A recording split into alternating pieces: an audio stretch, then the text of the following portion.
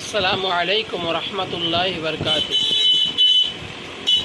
ফজরের নামাজের পরে সূরা ইখলাস 3 বার পড়ে পানিতে ফুঁ দিয়া সেই পানিটি পান করিলে আল্লাহ তাআলা অনেক রোগ সুস্থতা দান করবেন।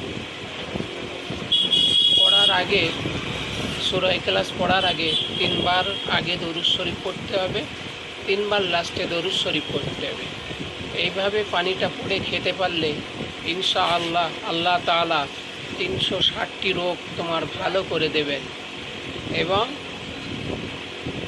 আখিরাতের জন্য তোমার ভালাই হবে।